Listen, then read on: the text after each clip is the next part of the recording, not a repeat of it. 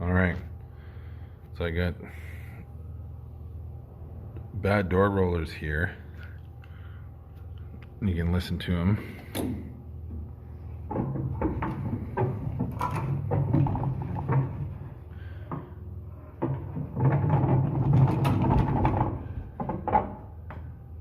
Hopefully you can hear that all right. It sounds like it's this back one way more.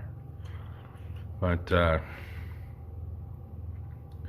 going to loosen off the eccentric underneath first on them.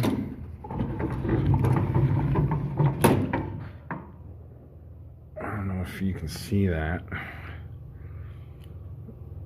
That wheel right in there. Just keeps it tight to the track here, so it's harder to fall off or pop off. You can see that one's like leaning right over and everything.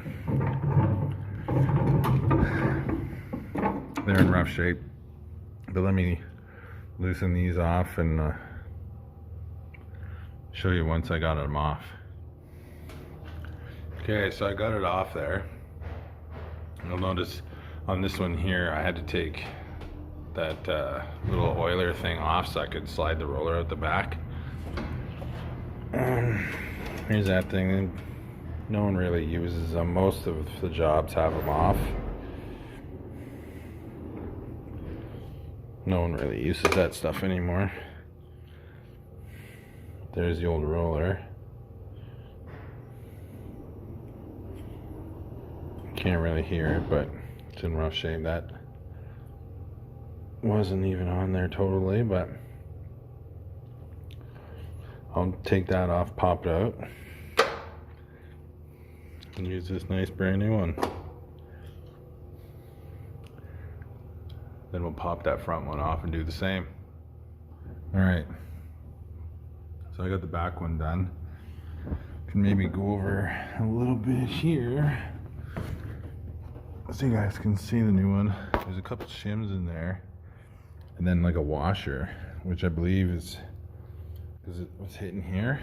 Because I tried it without it at first just for see what was up, but now I'm going to change that one. I don't know if you can see.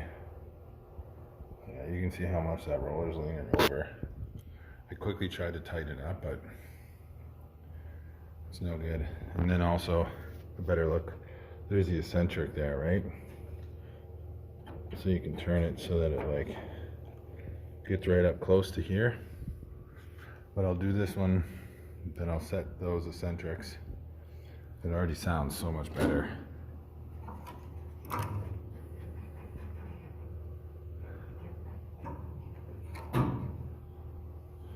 Way better. The only thing you do hear that little nick in the spirator right from that rivet there. But it's 100% better already, but we'll do that one and then we'll see what's up. So I got the front one out and switched over. This one's ready to go. I just wanted to show you these ones. I always find they're bad for like this metal breaking off, and once you lose that, then it's just the rubber. And when like someone just pushes on the door a bit at the right spot with that, and it pops off the track super easy. I busted up. I hit the bearing there when I was trying to take it off, so you get a peek at that. I wasn't going to use that again anyways, but get it all back together here shortly and we'll see what it's like. All right, so I had to go out and buy a tap and die set and redo this thread. Not sure if, I don't remember it being hard coming off, but I couldn't get the nut back on. Hopefully not too many filings ruined me there. Otherwise it's not going to last that long. But now that I got it,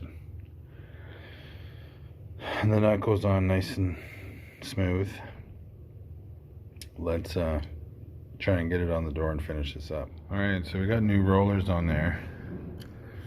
It still looks kind of mangled, right? But I mean, I'm not going to be changing this or anything, this here out. It kind of is what it is here. I don't know why they wouldn't have done it when they did this somewhat of a mod with locks and stuff, but we got them on. I got the eccentric set up. Now the only thing you can hear is that stupid spy radar catching on those little rivets. Sounds much better. But yeah, so this one is the one that I had to use the dye on, which I actually had to go out and buy. But I also, before that, I dropped that nut down in the pit, which you can't see, but I'm on the 5th or 6th floor, 6th landing anyways, but I ended up actually finding the nut, which blew me away. I'll have a picture on the Instagram of what the pit was like. It was disgusting.